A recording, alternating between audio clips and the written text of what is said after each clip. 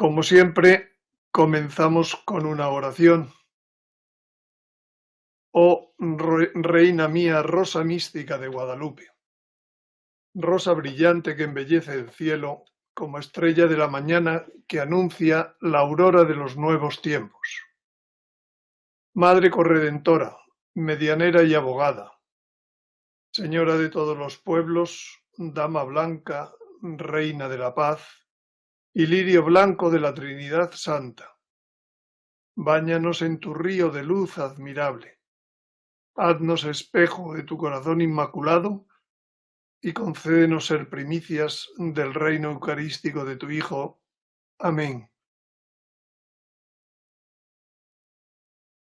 Bien,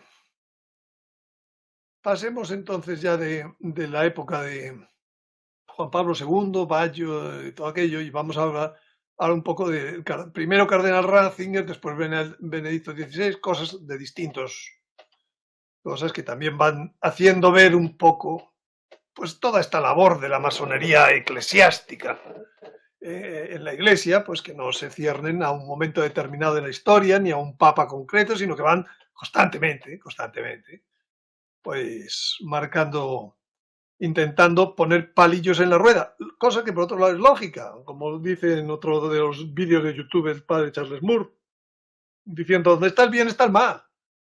Y no podemos estar esperando, no, es que la curia no va a haber nunca nada malo, no va a estar la masonería allí. Bueno, está, y Dios la usa también para sus beneficios, pero no seamos ingenuos diciendo, no, es que esta última noticia que ha dicho, que ha salido el Papa, pues es pura del Papa.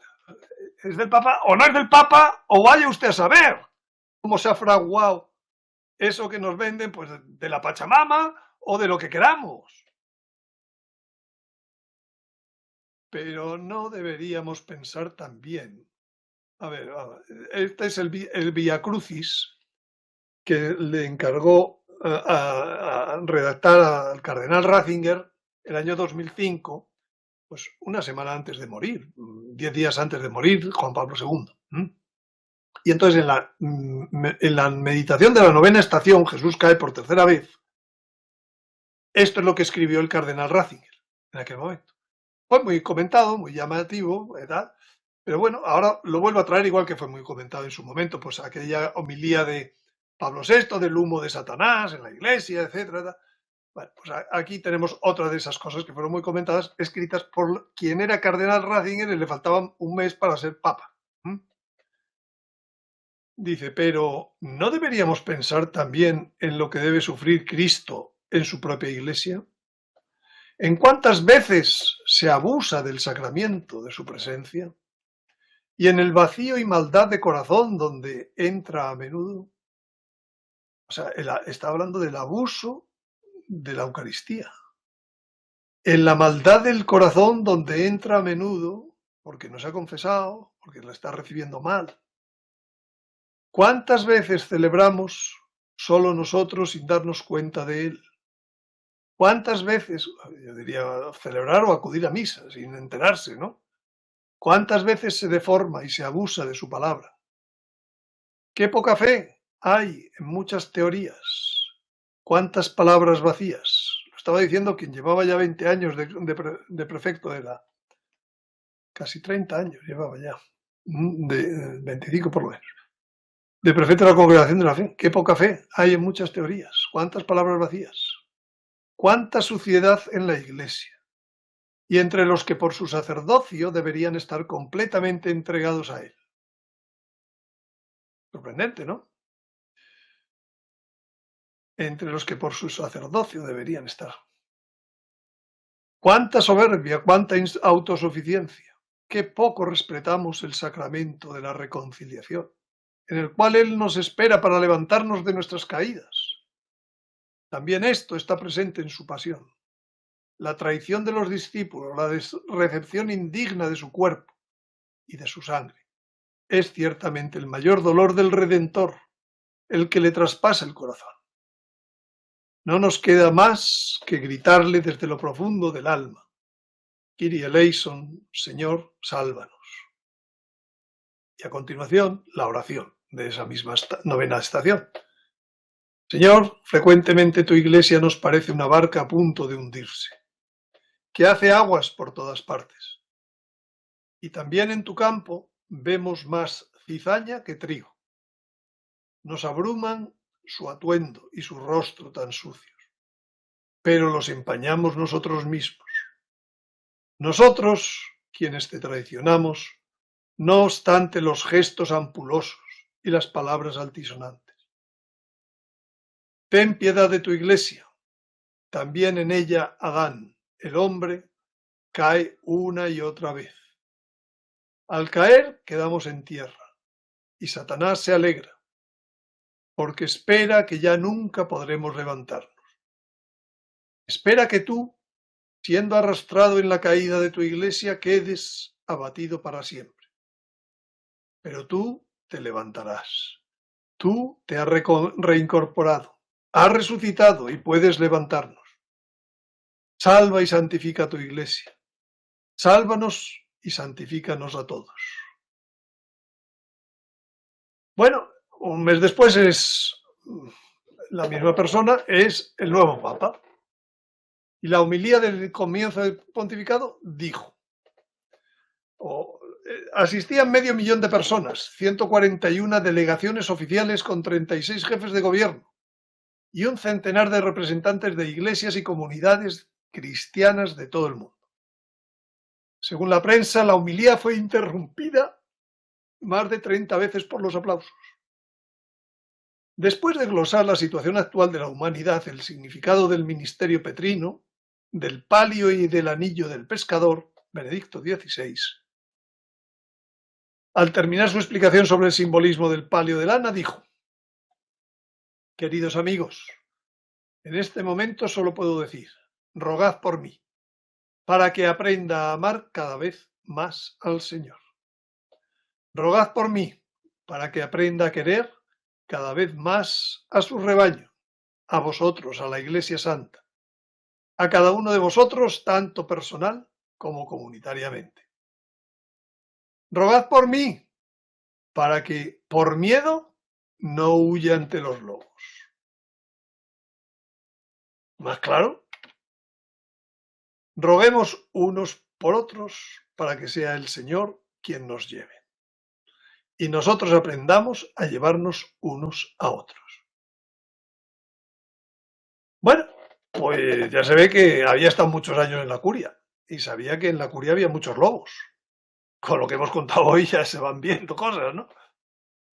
Bueno, por ejemplo, Benedicto XVI le dio una nueva orientación a las JMJ. Juan Pablo II no consideró nunca las jornadas mundiales de la juventud como pruebas de fuerza ni exhibición de músculo, pero es indudable que ciertas caricaturas mediáticas del Papa Star y de sus Papa Boys contribuyeron a formar la idea equivocada de que se tratase de eventos multitudinarios destinados a provocar solamente entusiasmos pasajeros.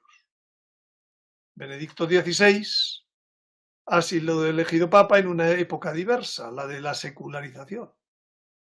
Y es por eso que ha querido acentuar con mayor énfasis la preparación espiritual personal, la oración y el momento central de la adoración eucarística. Se empezaron las adoraciones eucarísticas en la JMJ, primero la de Colonia. Se empezaron con Benedicto XVI. Otro gran momento de importancia de cómo habló Benedicto XVI, sobre todo porque habló en el Parlamento Federal de Berlín, habló a los políticos alemanes, pero claro, son los políticos del mundo, y lo que se habló en el 2011, aquel día, es que a mí se me hace absolutamente actual para las situaciones políticas de España, de Latinoamérica y de medio mundo. Pero escuchemos lo que dijo allí. Benedicto XVI afrontó en el Parlamento Federal, ante el Parlamento Federal, el tema de los fundamentos del Estado liberal de derecho. Los fundamentos del Estado liberal de derecho, de nuestra democracia. Con una lección magistral que mereció como título, en la primera página de un diario alemán, nacional, Ayer el sol nació en Berlín. Bueno,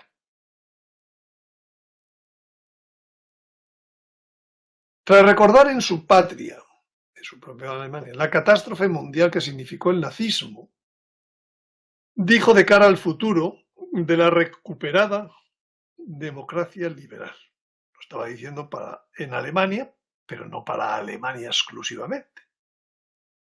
En un momento histórico en el cual el hombre ha adquirido un poder hasta ahora inimaginable, el deber fundamental del político, servir al derecho y combatir el dominio de la injusticia, se convierte en algo particularmente urgente. El hombre tiene la capacidad de destruir el mundo. Se puede manipular a sí mismo. Puede, por decirlo así, hacer seres humanos, y sin decirlo así, y privar de su humanidad a otros seres humanos. ¿Cómo podemos reconocer lo que es justo? ¿Cómo podemos distinguir entre el bien y el mal, entre el derecho verdadero y el derecho solo aparente, entre la democracia, entre la organización social justa y la que es solo justa en apariencia? El Papa hizo considerar a los políticos que el criterio de la mayoría puede ser suficiente para regular muchas cuestiones. Estoy en un país en donde acaba esta semana de ser presidente, pues quien es presidente por el llamado criterio de la mayoría. Ni más ni menos. Lo mismo ocurre constantemente en todas las democracias, o sea, en el mundo entero. El criterio de la mayoría puede ser suficiente para regular muchas cuestiones. No, pero, hay un pero, señores. ¿Qué pero es? Es evidente que en las cuestiones fundamentales del derecho, en las cuales está en juego la dignidad del hombre y de la humanidad, el principio de la mayoría no basta. No podemos dejar que el aborto sea al principio de la mayoría. El trans, etcétera, ¿no? Todos los géneros, lo que queramos, todo eso sea al principio de la mayoría y yo muevo la mayoría y al final, pues entonces es bueno. No, el principio de la mayoría no basta. Es necesario contar con otro fundamento más sólido. Y yo digo, ¿cuál? Porque en este momento parece que la mayoría lo decide todo. Que es el que ha inspirado durante siglos la cultura jurídica occidental y ha influido de modo determinante en la cultura jurídica mundial, evocando una vez más el principio evangélico de dar a Dios lo que es de Dios y al César lo que es del César. Tanto a Dios lo que es de Dios no lo decide la mayoría, lo decide Dios. Lo que es del César, pues bueno. Benedicto XVI dijo que el cristianismo nunca ha impuesto al Estado y a sus leyes un ordenamiento jurídico derivado de una revelación divina. Efectivamente, en la revelación hay distintas organizaciones jurídicas, pero en cambio, siempre se ha remitido a la naturaleza y a la razón como verdaderas fuentes de derecho. La naturaleza del hombre y a la razón del hombre. Se ha referido a la armonía entre razón objetiva y subjetiva. Una armonía que, sin embargo, presupone que ambas esferas están fundadas en la razón creadora de Dios. El otro día hablábamos de lo que era hasta Descartes. La verdad, ¿quién la tenía? Pues estaba en la cosa. Pero desde Descartes, como pienso y existo, pues cuando pienso es lo que vale. Lo subjetivo. Y ahí ya el positivismo, el idealismo, lo que queramos, todo, el marxismo, todo. Entonces dice, aquí no basta para ciertas cosas. Es decir, que no distinguir entre razón objetiva y subjetiva. Porque se presupone que ambas esferas están fundadas en la razón creadora de Dios, en la creación. La creación no la hemos hecho nosotros, la creación la ha hecho Dios. Y descubrimos cómo es las cosas. Pablo VI se quejaba porque la ciencia nos descubría, no nos daba seguridades. Da igual. La filosofía no quiere que le den seguridades. Las ideologías no quieren que le des, quiere seguir manipulando, quiere ser subjetiva.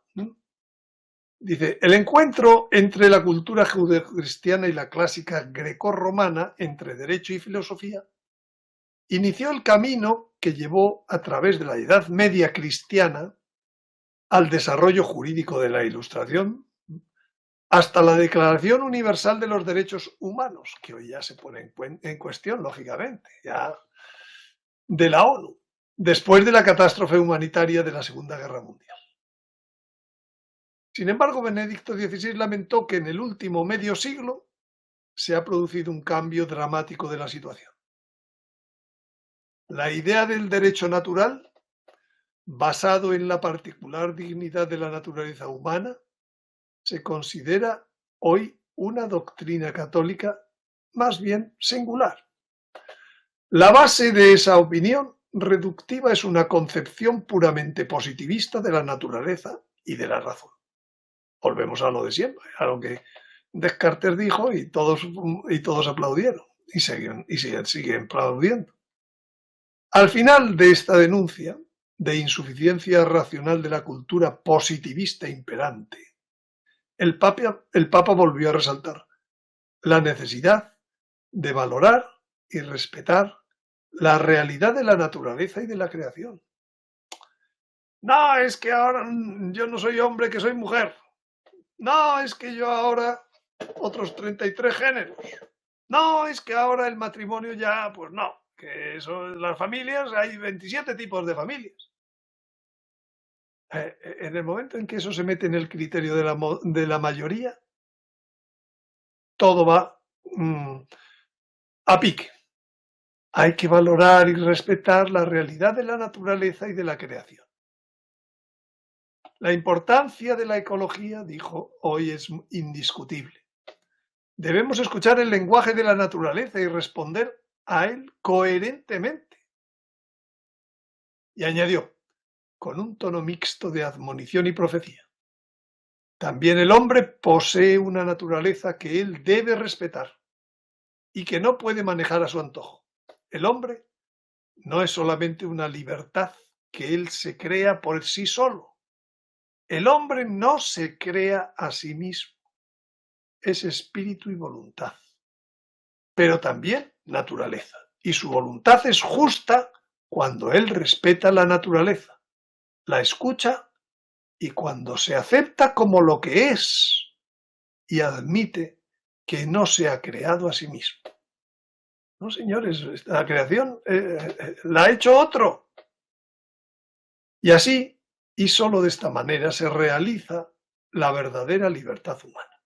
La libertad no es hago lo que me dé la gana.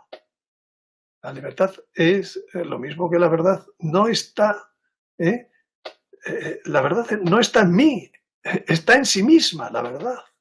La libertad es cuando descubre esa verdad de lo que son las cosas. Bueno, pues eso cada día está más lejos de la política, de lo que hoy andamos. Y esto fue lo que fue a decir allí Benedicto XVI. Otros hechos así que también ayudan a entender la relación entre el mundo, la masonería, la iglesia, etc., pues, de un modo sorprendente, es el tema de la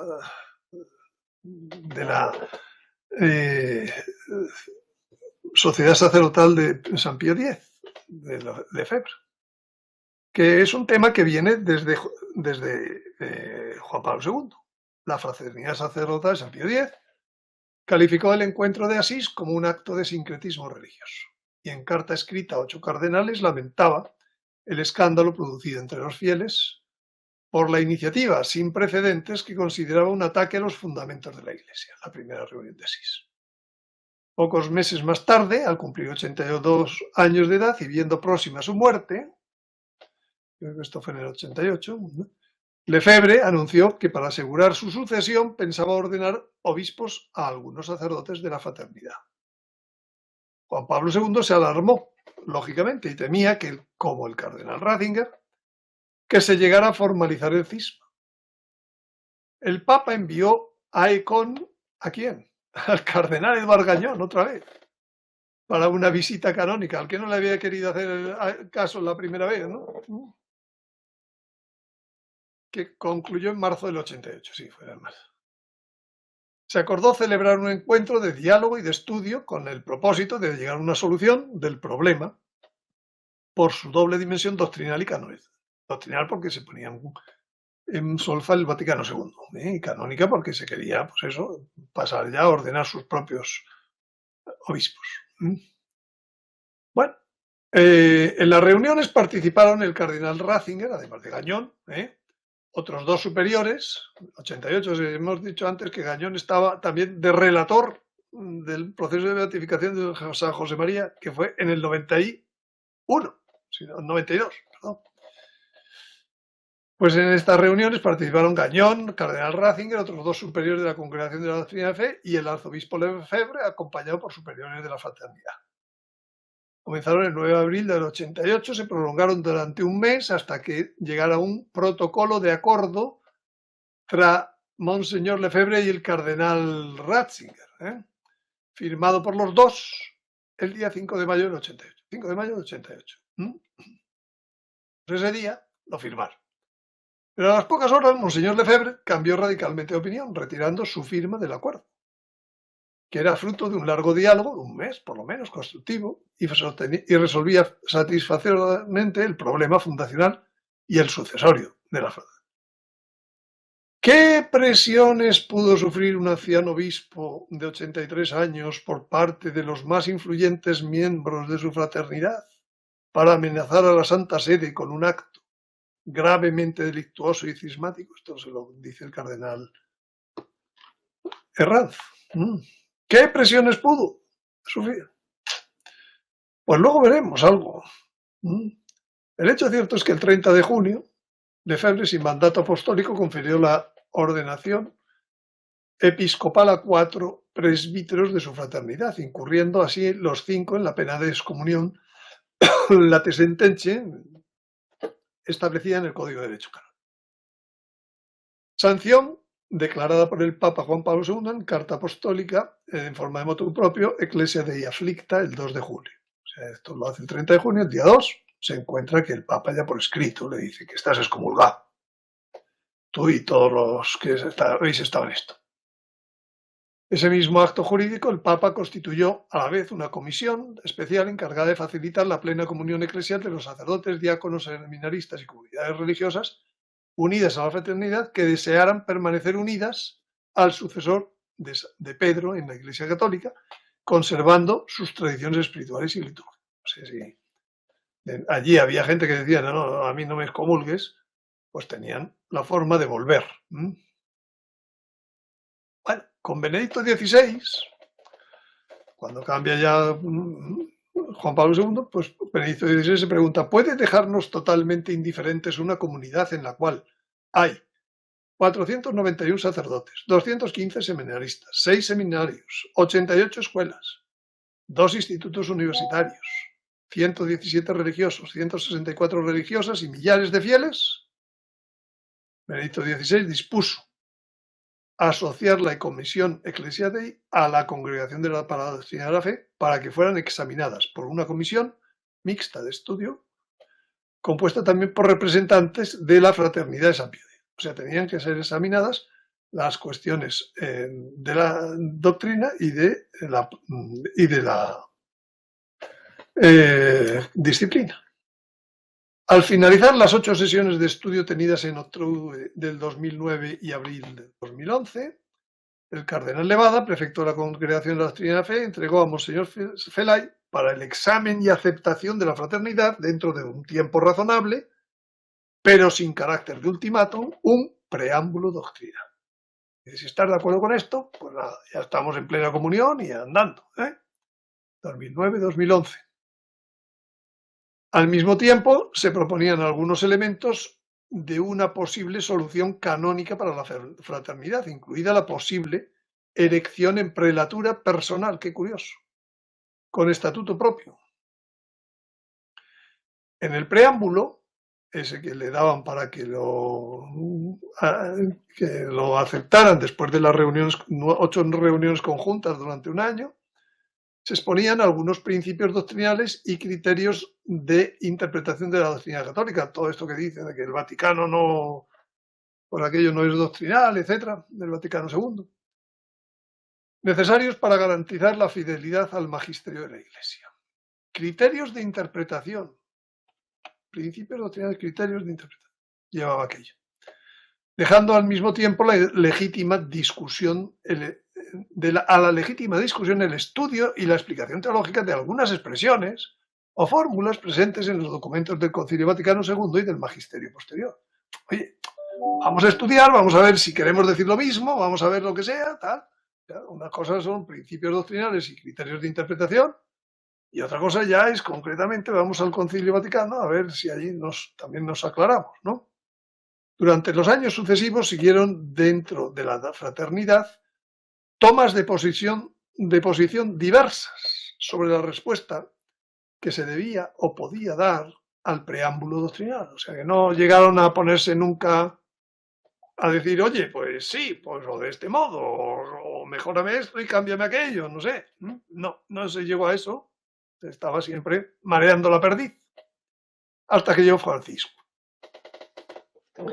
Mientras duraba la situación de espera de una respuesta formal por parte de la fraternidad, el 13 de marzo de 2013 fue elegido sucesor del arzobispo de Buenos Aires, Jorge Marek.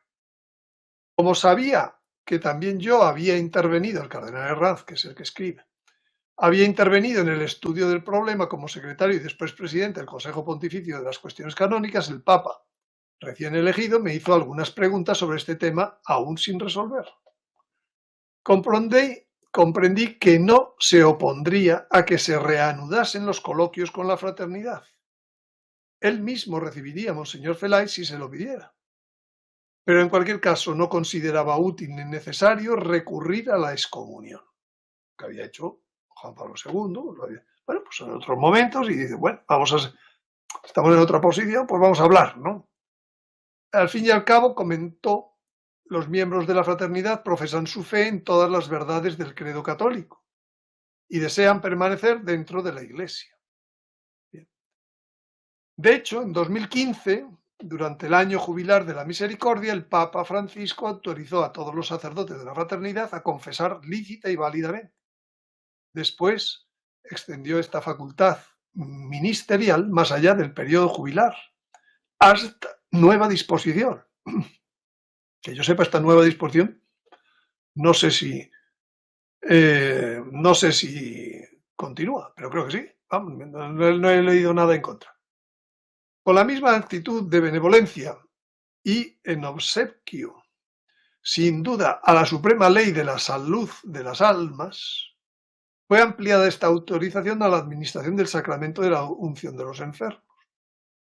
2017, vamos acercándonos a la Santa Sede, autorizó también a los sacerdotes de la fraternidad la celebración de matrimonios de los fieles que frecuentan las actividades pastorales de sus centros, salvadas las prescripciones canónicas sobre impedimentos y las anotaciones en los registros parroquiales.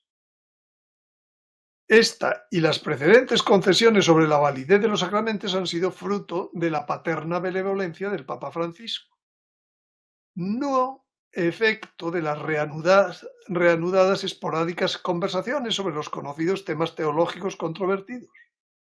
Sobre este punto, la rigidez de la fraternidad se ha mantenido invariada. La fraternidad mantiene, a pesar de que se les ofrece, incluso parece haberse acentuado después que en 2018 el capítulo general de la fraternidad haya elegido en sustitución de Monseñor Falei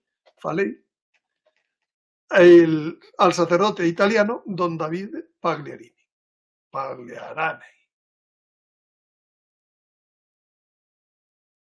Bueno, pues ya tenemos. Luego volveremos a sacar algunas cosas de esta rigidez de la fraternidad de San Pío X, como pues en otros momentos, pues hoy se parece mucho a otras actuaciones que hoy se están haciendo en contra del Papa Francisco, ¿no? Benedicto XVI, el tema de la pederastia en la Iglesia. Son reflexiones también del cardenal Herranz en una entrevista que concedió al Corriere della Sera el año 2010. Dice: tengo dos sentimientos al mismo tiempo. En primer lugar, una de profunda compasión y piedad por las víctimas y sus familias,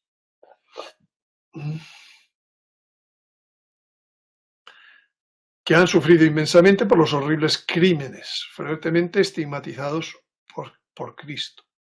Y al mismo tiempo indignación por la traición a su vocación de los sacerdotes culpables, que con su conducta ofenden no solo la dignidad cristiana y humana de su persona, sino también la abnegación y la caridad con la que cientos de miles de otros sacerdotes de todo el mundo ejercen ejemplarmente su ministerio, en particular hacia los jóvenes, los enfermos y los necesitados de todas las condiciones. Creo que no basta con recurrir a medidas represivas y punitivas, esto lo dice el cardenal Herranz, sino que hay que pensar también en cómo afrontar preventivamente las consecuencias negativas de la llamada revolución sexual. En primer lugar, en mayo del 2001, el cardenal Ratzinger aceptó resueltamente la propuesta de incluir la pedofilia entre los delitos más graves de los clérigos, reservados al Tribunal Supremo de su dicasterio, para que los juicios correspondientes fueran aún más rigurosos y rápidos. En segundo lugar, en 2005, como consecuencia del estudio Respuesta a denuncias recibidas en la Congregación de la Doctrina de la Fe, dio indicaciones precisas para la investigación judicial sobre el triste caso del padre Marcial Maciel. Por último, en 2009, Benedicto XVI concedió facultades especiales a las congregaciones vaticanas competentes para abordar y resolver los casos de inmoralidad clerical, salvado la competencia de la Congregación de la Fe. Bueno. Todos debemos estarle agradecidos por su constante compromiso en esta labor pastoral. Entre los hechos de los que he sido testigo está la carta del 19 de febrero de 1988 que consagra a Joseph Ratzinger como el primer superior de la curia romana que afrontó a nivel de gobierno universal la necesidad de cambiar el erróneo e injusto procedimiento seguido para afrontar el problema de la pederastia clerical. Esta carta inició un intercambio entre el Consejo Pontificio para los textos legislativos y después de contactos de este dicasterio con la Secretaría de Estado sobre la posibilidad de proveer a los ordinarios diocesanos de un procedimiento canónico más rápido y sencillo para juzgar y sancionar los delitos sexuales de clérigos, que como la pederastia requieren penas perpetuas, incluida la dimisión del estado clerical,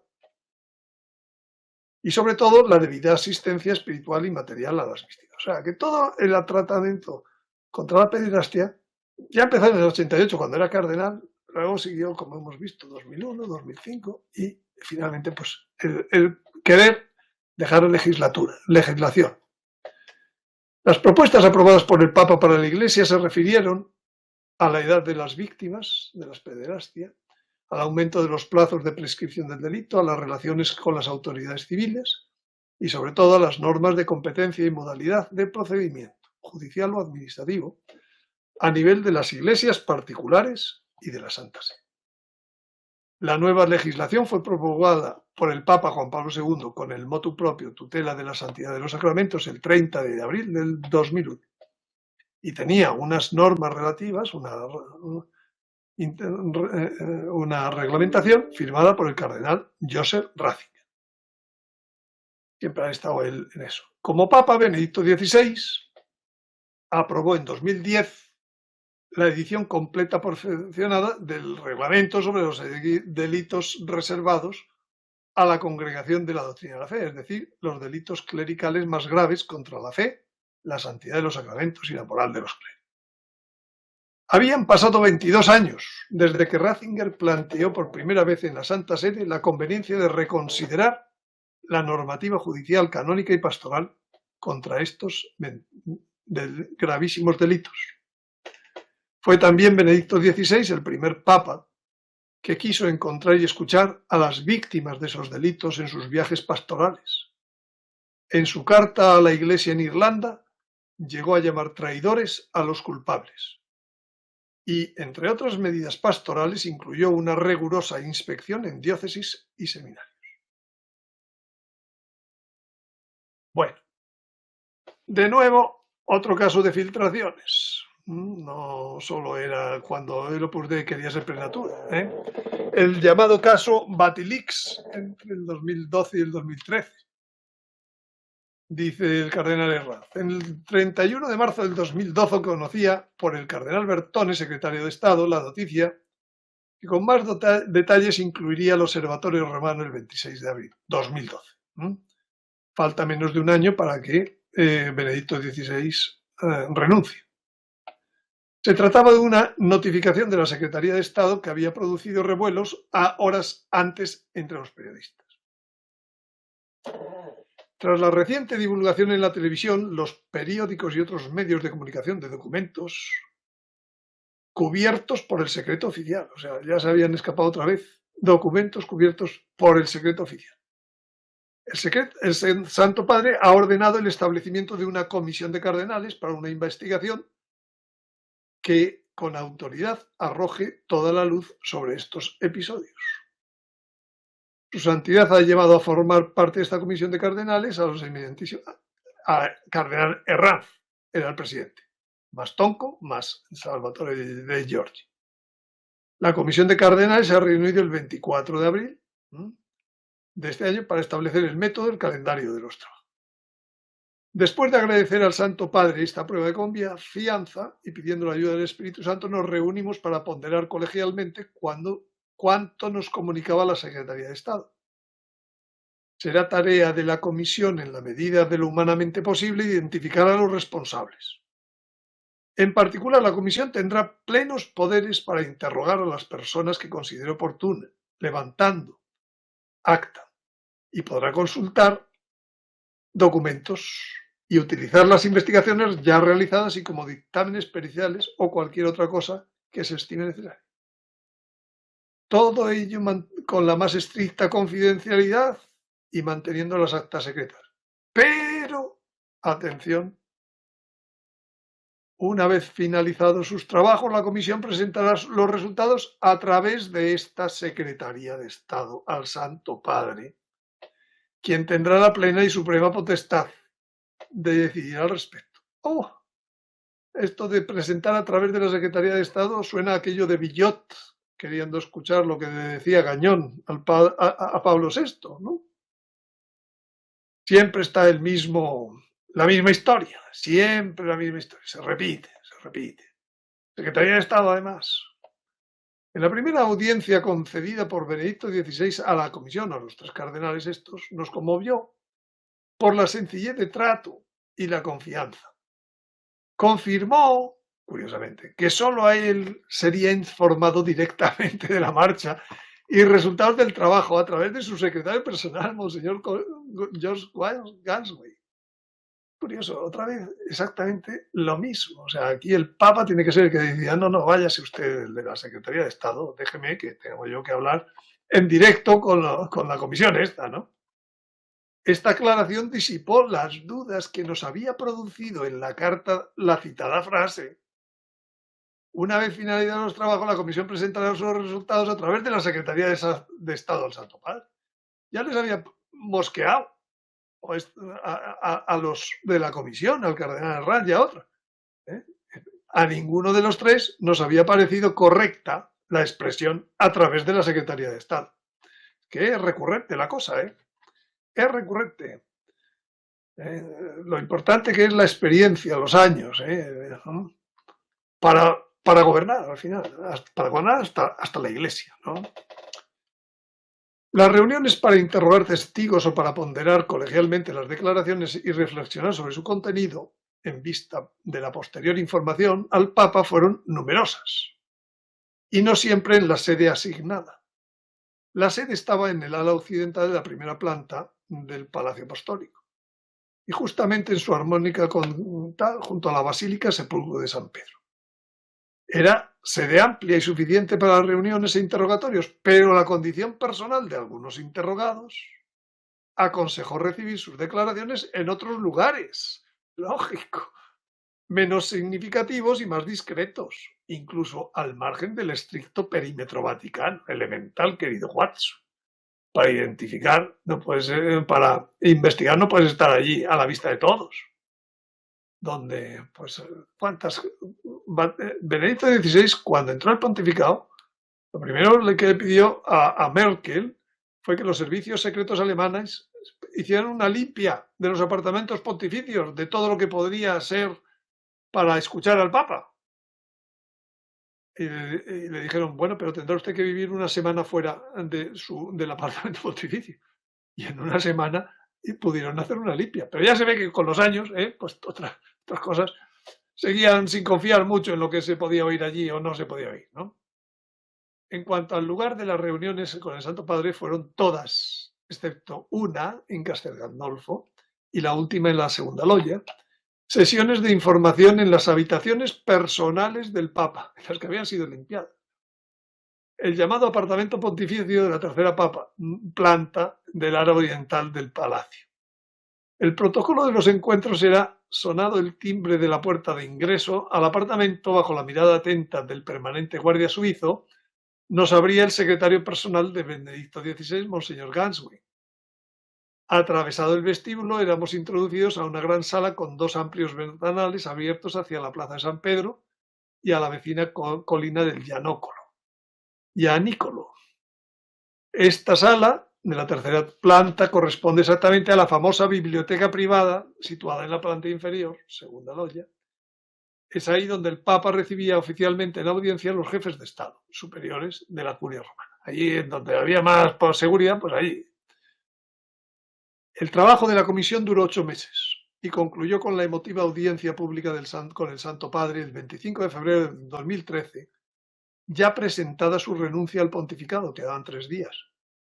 Es lógico, por tanto, que el lector se pregunte: ¿cómo pudo prolongarse tanto la existencia de la comisión si la identificación inmediata, detención del autor de la fuga de los documentos, tuvieron lugar el 23 de mayo de 2012, es decir, apenas 2 meses después de constituida la comisión? Es cierto que en ese breve lapso de tiempo se pudo investigar por la variedad de autor, destinatario, contenido, fecha y sellos de entrada y salida, el trayecto seguido por cada documento a través de las diversas oficinas de la curia, incluidas la Secretaría de Estado y la Secretaría Personal del Papa. Así fue posible identificar, con la decisiva colaboración de Monseñor Ganswein, un documento concreto que solo había podido ser conocido en esta última oficina y ser fotocopiado por una determinada persona. El resto de esta primera fase de la investigación, que requirió la intervención de la Gendarmería Pontificia para la detención de la persona incriminada y el registro de su domicilio, es cosa pública y bien conocida. Yo no he tenido tiempo de penetrar más, pero es suficiente con lo que estoy diciendo. Produjo sensación en todo el mundo por la sorpresa sobre la condición de la persona y el lugar, el apartamento pontificio, del acto incriminado. Desde ese momento correspondió a la Gendarmería y a la Magistratura vaticanas la custodia en la cárcel y el competente proceso penal a esa persona, Paolo Gabriele, el ayudante de cámara del Papa Benedicto XVI, llamado afectuosamente Paoletto, entre los miembros de la familia pontificia de la que formaba parte. O sea, otra vez, el Batilix, tal, pues al final está infiltrado la masonería. ¿Hasta dónde? Pues, hasta el mismísimo ayudante de cámara del Papa. En cuanto a la labor de la comisión, no nos parecía, con base en algunos nuevos datos y circunstancias conocidos durante los interrogatorios, que debería ya darse. ¿Por qué no terminan los 2 meses con la detención de este? Porque en esos 2 meses han enterado de tantas otras cosas que le dicen al Papa: oye, si cerramos esto, hacemos el tonto. Habían aparecido efectivamente elementos nuevos que en conciencia no podíamos ignorar sin informar al Papa. Así nos fue confirmado por él en la reunión informativa del 16 de junio del 2012 y nuevamente un mes más tarde en respuesta a una carta mía particularmente reservada. Había que seguir investigando. Empezó limpiando el apartamento con el servicio secreto alemán y terminó pues manteniendo una comisión de investigación por todo lo que se iba descubriendo constantemente. El Papa amplió en consecuencia los límites de competencia de nuestra comisión, pero siempre con las mismas y concretas características del procedimiento seguido anteriormente. Es decir, audiciones recogidas en fuero interno, extrasacramental, garantizando la máxima reserva y para ser transmitidas única y directamente al Santo Padre, junto con el parecer colegial de la comisión cuando pareciese conveniente. Se trataba de un ámbito de competencia y de procedimiento diverso del de la vía judicial penal, en fuero externo y público, que correspondía seguir a la magistratura en el juicio de Paolo Gabriel. Bueno, y los ataques recibidos por Benedicto XVI, ¿podrán venir también de la masonería? Muchos, algunos, tal. Algunos criticaron de restrictiva, conservadora y retrógrada la interpretación del Concilio Vaticano II, como reforma en la continuidad que el Papa calificó de justa en su primer discurso a la Curia Romana en diciembre del 2005. Esto es lo que dice la Virgen, que van criticando, restrictiva, conservadora, retrógrada, Esto es lo que le decía la Virgen al padre Gobi, de que hace la masonería eclesiástica, para atacar la verdad. Un año más tarde fue su conferencia en la Universidad de Ratisbona la que motivó ser acusado de enemigo del Islam y provocador de la guerra de civilizaciones, cuando en realidad su enseñanza fue que la violencia y la irracionalidad son contrarias a la naturaleza de Dios. Esa magnífica lección magistral dio origen a que se pusiera en marcha el proceso de diálogo cristianismo e islam por primera vez en la historia. Durante los 7 años de su pontificado ha sido constante la acusación al Papa Ratzinger de encubrir o de no combatir con mayor energía la pedofilia y otros graves delitos sexuales de clérigos. Hemos visto, sin embargo, con cuánta diligencia y tenacidad el cardenal Ratzinger I y después Benedicto XVI han mantenido operativa su responsabilidad pastoral para evidenciar y curar esta tremenda herida en las almas de las víctimas y en todo el pueblo de Dios. No faltaron tampoco los que acusaron al Papa de descuidar el ecumenismo. Todo sirve, todo vale. Lo que pasa es que luego nos olvidamos de todas estas cosas, anteponiendo al diálogo con las comunidades cristianas separadas su empeño por atraer el movimiento lefebvriano a la plena comunión con Roma. Anteponía la solución de la Sociedad Sacerdotal de San Pío X a otras conversaciones, y entonces ya, pues nada, descuidar el ecumenismo. Ignoraban o silenciaban el constante empeño de Ratzinger por mejorar, también con gestos concretos, las relaciones fraternas con las iglesias ortodoxas, especialmente con el Patriarcado de Constantinopla y el de Moscú. Como también olvidaban la proyección ecuménica en las relaciones con la Iglesia anglicana que tuvo. En 2010, el primer viaje oficial de un papa al Reino Unido desde el cisma anglicano. Que un papa vaya a Inglaterra no es ninguna tontería. El primer viaje oficial de un papa. La erección en la Iglesia Católica de ordinariatos personales para la unión de las comunidades anglicanas que lo deseaban. Hay muchos anglicanos que querían unirse a la Iglesia Católica y fue Benedicto XVI el que puso estos ordinariatos personales. En Estados Unidos hay varios. Y creo que en algún otro sitio, en Australia quizás y en África. El hecho de que entre los 4 obispos de la fraternidad lefebvriana a los que Benedicto XVI levantó la excomunión, se encontrase Richard Williamson, negador de la Shoah, del exterminio del nazismo, hecho desconocido en la Santa Sede. Desencadenó en el mundo una tempestad mediática de acusaciones al Papa de antisemitismo, de alemán filonacista, etc. Me dolió especialmente esta nueva falsedad porque recordé diversas conversaciones con Ratzinger en que manifestaba un particular afecto hacia el pueblo hebreo.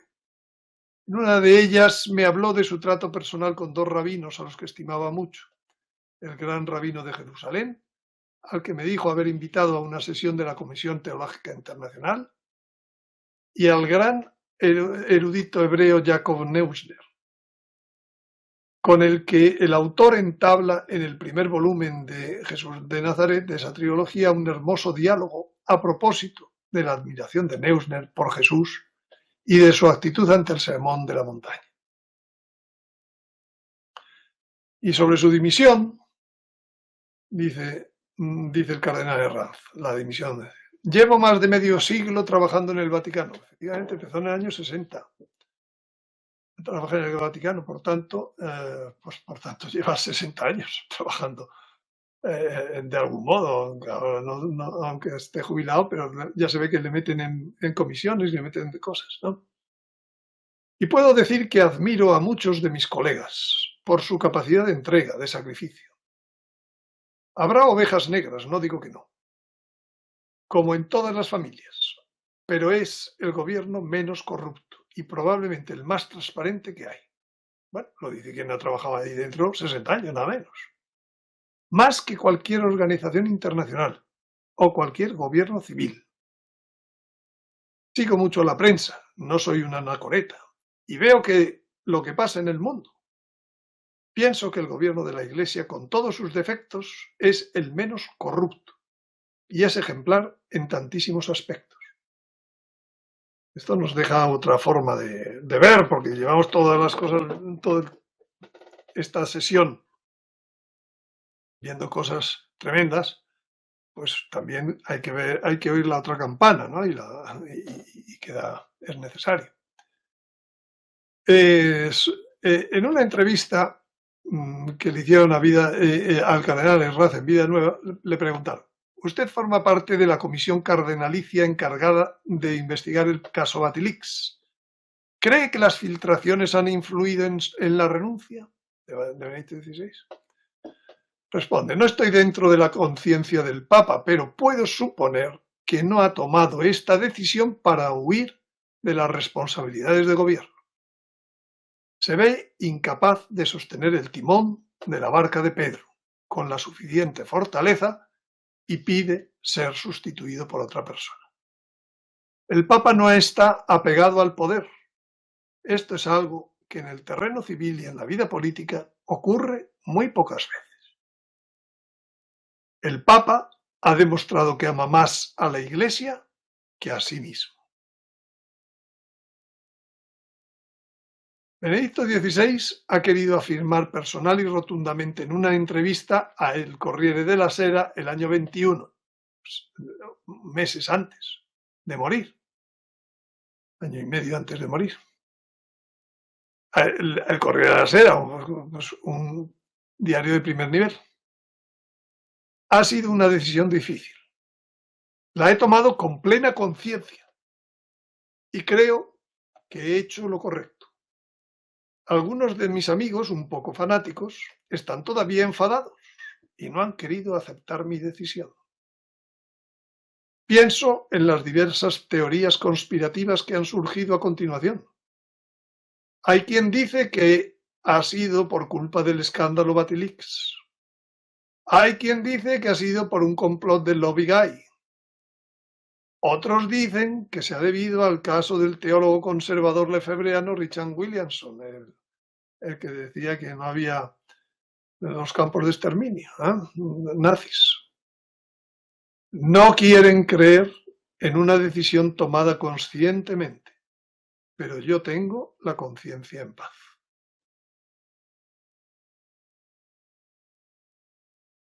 Bueno, sobre el rito romano de la misa, entre Benedicto XVI y Francisco, y ya pasamos a cosas de Francisco.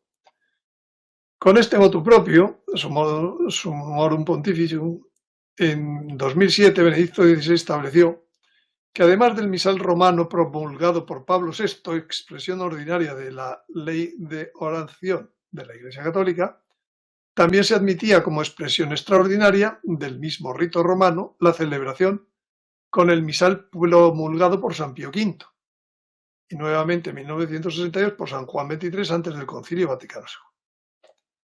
Posteriormente, el Papa Francisco, en este otro motu propio, el año 2021, 13 años después, ha restringido el uso de ese misal. Recuerda el Papa Francisco que aquel motu propio de Benedicto XVI respondía a motivos y concesiones extraordinarias de índole pastoral para facilitar la concordia y la comunión a aquellos católicos que se sentían vinculados a formas litúrgicas anteriores en conformidad con los decretos del Vaticano II. Es decir, para facilitar la concordia con la sociedad sacerdotal de San Pío X.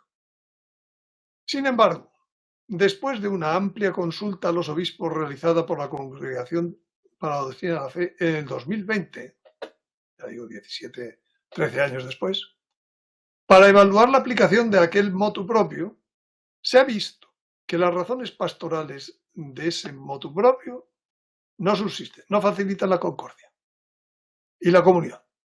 Al contrario, se ha revelado una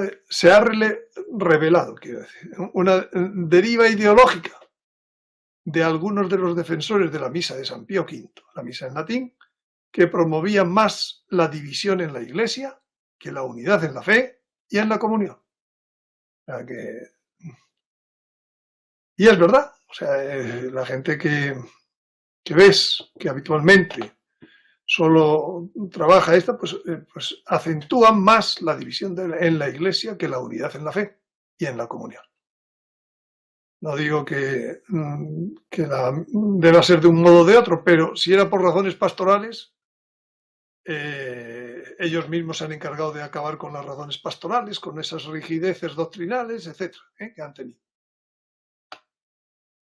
Otra cuestión de Benedicto que terminó en tiempos ya de Francisco, que es Medjugorje. El cardenal Ruini refiere una audiencia no oficial concedida por el Papa Francisco el 25 de junio del 2013. Durante la conversación se ha mostrado muy contento del planning y de las investigaciones de la comisión, según el cual el fin de los trabajos está previsto para comienzos del 14. Además, el Santo Padre tiene alguna experiencia propia vivida en la Archidiócesis de Buenos Aires, donde se habían manifestado fenómenos marianos en cierto sentido análogos a los de Medjugorje, y sobre cuya naturaleza resultaba bastante difícil pronunciarse. A este propósito, el pontífice ha madurado el convencimiento de que puede ser oportuno detenerse, no tanto por la cuestión del carácter sobrenatural de un fenómeno, cuanto en los eventuales frutos positivos que de él se derivan, y que en consecuencia se deberá promover una fecunda atención pastoral. El Papa ha pedido al cardenal dar a conocer a todos los miembros de la comisión esta sugerencia suya. Finalmente, después de 4 años de trabajo, con 17 sesiones plenarias para examinar y decidir colegialmente las respuestas de varias cuestiones doctrinales y pastorales sometidas a nuestro estudio, el 17 de enero del 2014 fue votada y aprobada la redacción final de la Comisión Internacional de Investigación sobre Medjugorje, firmada por el presidente Camilo Ruini y el secretario Monseñor Suárez. En esa fecha, la situación era distinta en la Curia y en la Santa Sede que cuando se convocó esta comisión por Benedicto. Habían cambiado tanto el Papa que decidió y orientó la constitución de la comisión. Benedicto XVI ahora era Papa emérito. Como el prefecto de la Congregación para la Doctrina de la Fe también había cambiado, el cardenal Levada, dinamizador de nuestro trabajo, que había sido sustituido un año antes, cumplidos los 75 por el arzobispo de Ratisbona, Gerard L. Müller, creado luego cardenal. Una persona de las que están bastante en contra del Papa Francisco. Bueno, era Dice, fue el nuevo prefecto de la Congregación para la Doctrina de la Fe, Miller, quien después de demostrar, apenas nombrado, una cierta animosidad y abierto desacuerdo respecto a nuestro trabajo, hizo seguir a la relación final de la comisión en el 2014 un camino de examen y validación muy distinto del que había indicado a su tiempo Benedicto XVI y que nos había sido comunicado en la carta que recibimos los miembros con el nombramiento. Llegado a este punto de mis recuerdos, no me parece oportuno ni delicado seguir escribiendo sobre este tema. Siguiente. Que el cardenal Ratzinger y aquella comisión, perdón, el cardenal Ratzinger, el cardenal Herranz y aquella comisión, pues fueron bloqueados. Señalo únicamente la decisión del Papa Francisco recogida en un comunicado de la Secretaría de Estado.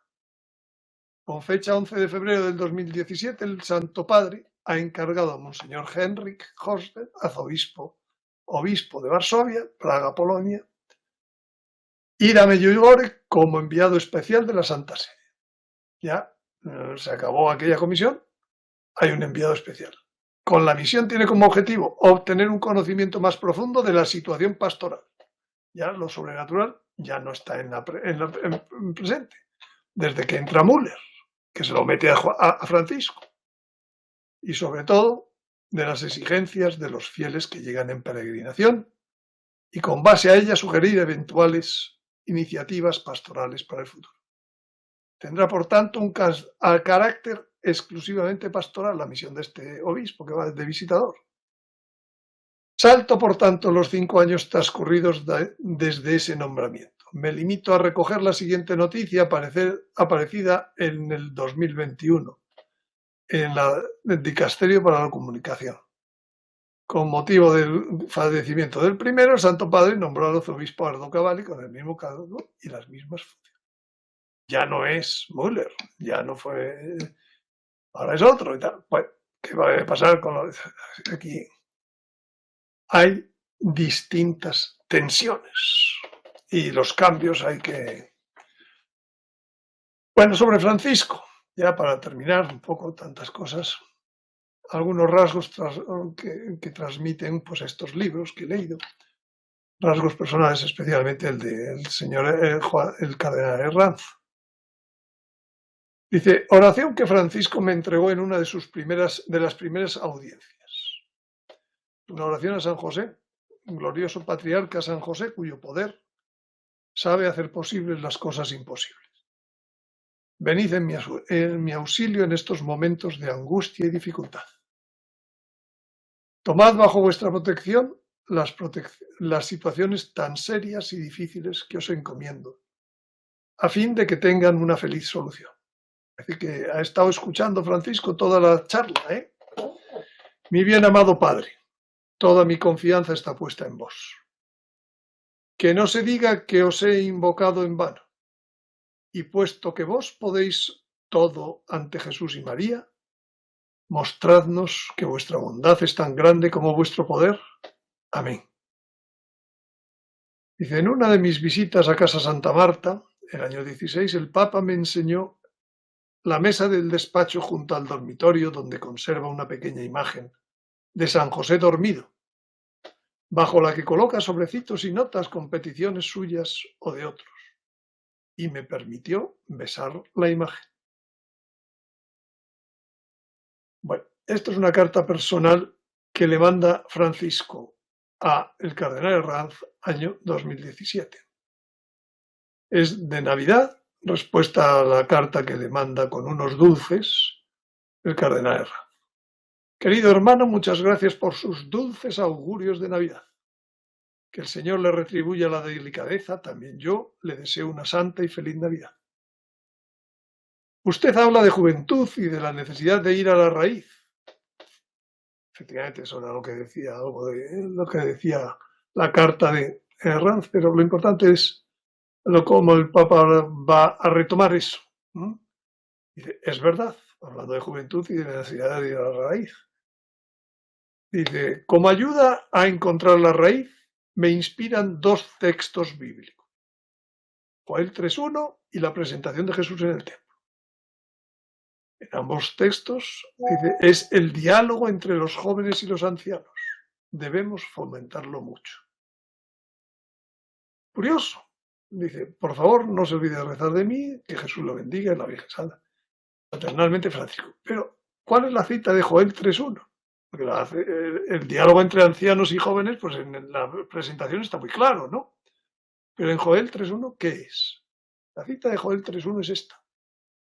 Y después de esto, derramaré mi espíritu sobre toda carne, y profetizarán vuestros hijos y vuestras hijas. Vuestros ancianos verán sueños, vuestros jóvenes tendrán visiones.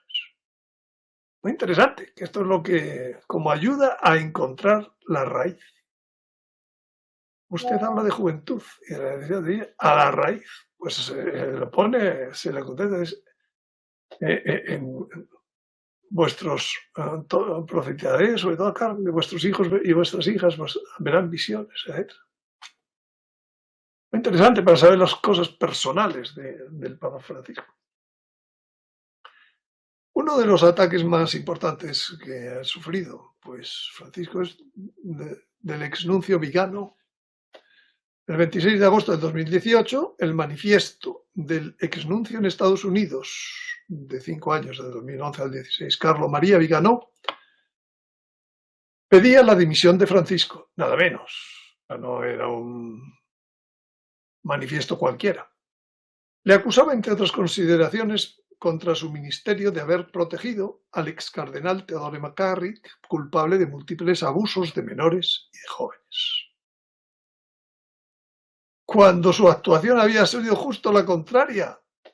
Por entonces le había expulsado ya del cardenalato y terminaría expulsándole del sacerdocio. El manifiesto fue publicado simultáneamente por el National Catholic Register, propiedad del grupo EWTN en Estados Unidos, Life Side News en Canadá, en España Info Vaticana y en Italia La Verità, coreada por los principales blogs de los vaticanistas Aldo Maria Valli y Marco Tosati. Fue este último el revisor del texto del exnuncio. O sea, uno de estos vaticanistas revisó el texto del manifiesto del exnuncio. Como se verá, pues EWTN, Info Vaticana, yo tengo más conocimiento de estos otros dos, lugares muy particulares o publicaciones muy particulares. En declaraciones al New York Times, el empresario Tim Bush se jactaba no solo de haber publicado el manifiesto contra el Papa en un medio del grupo EWTN, y la Madre Angélica levantara la cabeza, sino también de que el arzobispo Vigano nos ha prestado un gran servicio. ¡Oh, sorpresa! Nos han prestado, ¿no?, un gran servicio, o sea, a ese ataque que parece que quieren llevar ciertos, pues estaban detrás de lo que hacía Vigano y lo que iba a decir, pidiendo la dimisión del Papa. En 2018 y años siguientes he notado la considerable influencia eclesial y política de este tipo de poderosos católicos benefactores ultraconservadores. Poderosos católicos benefactores, donantes, cuya rectitud de conciencia no me atrevo a juzgar, pero cuya influencia o intentos de influir en la marcha y orientación del gobierno eclesiástico se ha ido notando cada vez más evidente. Ahí tenemos los medios de comunicación. Quiero referir al final de una interesante conversación que tuve en mi apartamento con el superior general de la Fraternidad de San Pío X, Monseñor Felay. A propósito de las dificultades doctrinales continuamente invocadas, quedó claro que las de carácter litúrgico y canónico estaban siendo superadas, gracias a la favorable actitud acogedora y paternal de Benedicto XVI. Según cuenta en el libro, pues un día se presenta este superior y tienen una larga conversación entre él y el cardenal. Entonces van determinando cosas y entonces pues se ve que hay unas cosas que están ya pues más cocidas y más fáciles y otras menos fáciles. Lo doctrinal menos fácil, lo litúrgico y canónico más fácil, ¿no? De llegar a acuerdos. Además de los miembros de la fraternidad aseguraban profesar todas las verdades de la fe de la tradición apostólica recogidas en el credo de la Iglesia Católica, lo que luego dice el Papa Francisco. El desacuerdo se limitaba solamente a determinadas fórmulas y expresiones contenidas en algunos documentos del Concilio Vaticano II. Sugería Felay considerar si, en el marco de nuestro común amor a la Iglesia y nuestra común condición de hermanos e hijos de Dios, sería mejor para todos llegar a la plena reconciliación de la fraternidad con la Santa Sede. Dentro de la casa del Padre y en uso de la libertad de expresión e investigación científica se podrían precisar más fácilmente los puntos de acuerdo e incluso posibles disensos. Esas cosas doctrinales del Vaticano II, de tal, pues ahí, pero ya en comunión. Ante esa sugerencia, noté claramente una reacción positiva en la expresión del rostro de mi interlocutor. Pero después de meditar en breve silencio, se limitó a musitar en voz baja y titubeante una expresión de este tipo. Hemos de valorar también la posible reacción de los benefactores, los sponsors. ¿Cómo? Lo mismo que Viganó. Lo mismo que dice el de la EWTN sobre lo de Viganó. Siempre en un mismo lado resulta que parece que se está manteniendo un constante ataque tradicionalista a Francisco a través de sponsors. Curiosamente, EWTN y otros que publican las cosas de estos. Termina diciendo, por ligereza, ingenuidad o tener una visión demasiado idealista de la vida eclesiástica, no di entonces importancia a esta significativa frase con la que Monseñor Felay dio por concluida nuestra conversación. Bueno, poco a poco, con los años, pues uno va teniendo nuevos datos. Y resulta que lo que hacía la Sociedad Sacerdotal de San Pedro, de estar en contra y de algún modo de tal, y cuando ya se dice, lo último que se me ocurre es decir, bueno, a ver qué piensan nuestros sponsors, que alguien nos financia todo esto que estamos haciendo. Caramba, con Viganó y con los donantes. Bueno, voy a ir ya rápidamente terminando con los 15 males que dice la curia en el extracto de su primer discurso de Navidad que hace a la curia. Voy a ir rápido porque son 15 males y entonces ya, pues, el primero, el mal de sentirse inmortal, inmune e incluso indispensable. Bueno, se convierten en amos, se sienten superiores a todos y no al servicio de todos. El mal del martalismo, de Marta viene, ¿no? De la excesiva laboriosidad, descuidar el necesario descanso, conduce al estrés y la agitación. La verdad que esto se puede decir en muchas grandes empresas, de muchos lugares, de ministerios, organismos burocráticos, etc. Estos son 15 males comunes, ¿no?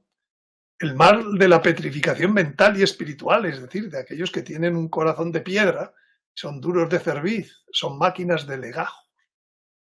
El mal de la planificación excesiva y el funcionalismo. Cuando el apóstol programa todo minuciosamente y cree que con una perfecta planificación las cosas progresan efectivamente, se convierte en un contable o gestor. El mal de una falta de coordinación. Cuando el pie le dice al brazo, no te necesito. La enfermedad del Alzheimer espiritual, es decir, el olvido de la historia de la salvación, de la historia personal con el Señor, del primer amor, porque de lo cual son sacerdotes.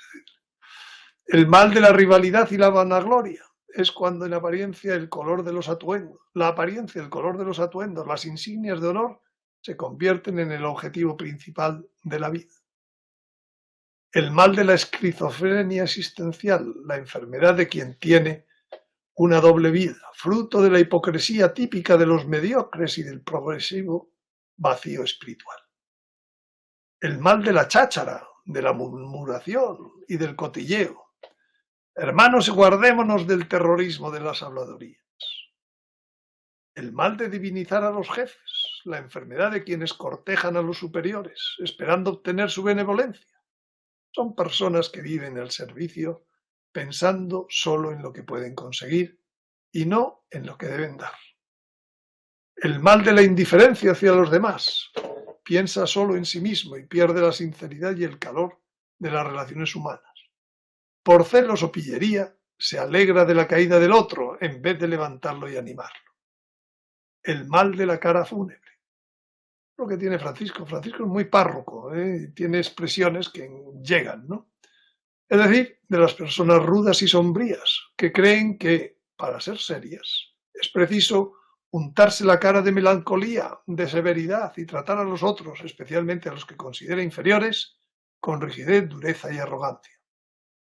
El mal de acumular. Produce cuando el apóstol busca colmar un vacío existencial en un corazón acumulando bienes materiales, no por necesidad, sino solo para sentirse seguro. Recuerdo de aquellos obispos que hablaban siempre de que tenían el último modelo de coche, de tal. El mal de los círculos cerrados, donde la pertenencia al grupo se hace más fuerte que la pertenencia al cuerpo y en algunas situaciones a Cristo mismo. Este es el mal de la masonería, de los círculos cerrados. La pertenencia al grupo se hace más fuerte.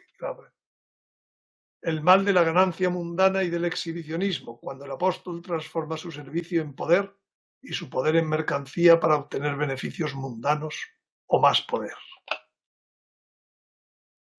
Bueno, sobre las cuestiones sociales, el cardenal Herrán dice sobre el Papa Francisco: en mis conversaciones con amigos y colegas de la curia, conservadores, en su faceta de moralistas pero liberales en economía, he invitado a superar la vieja dialéctica ideológica capitalismo sí, capitalismo no, para comprender la sustancia evangélica del magisterio del Papa. Francisco no es un profesor de economía, discípulo de una determinada escuela, sino un pastor con aguda sensibilidad social y con el Evangelio en la mano. Es esta, como en otras materias, la dimensión social de la evangelización. No significa que el Evangelio deba traducirse en un ordenamiento civil o en un sistema político-económico de modo semejante a las opciones teocráticas del fundamentalismo islámico o de los fundamentalismos religiosos. Yo aquí tengo que decir, así como he ido comentando positivamente muchos comentarios y historias que ha contado el cardenal Herranz, tengo que decir que no. Señor, mi pregunta es escatológica después de esta afirmación que acaba de hacer, usted como cardenal. Entonces, si el Evangelio no debe traducirse en un ordenamiento civil, ¿qué significa entonces el reino eucarístico y social de Jesucristo? ¿Qué significa entonces que ha de regir a las naciones con cetro de hierro? Un hijo varón. A lo que voy. Al final aparece una cosa que ya hemos visto mil veces, ¿no? El desconocimiento eclesial de la escatología. Asombroso. Al final, como resumen, hay que decir que todo esto lo único que prepara es el falso profeta y que va a haber que entender ese momento. El objetivo del falso profeta nos lo dicen las profecías: un golpe doble, global y no local. Quitar a la Eucaristía para que muera la Iglesia, quitar al Papa para dispersar el rebaño. Y lo hará una persona con poder sagrado, no puede hacerlo nada más. Será el que hará cesar el sacrificio y la ofrenda. Parecerá cordero, pero habla como serpiente.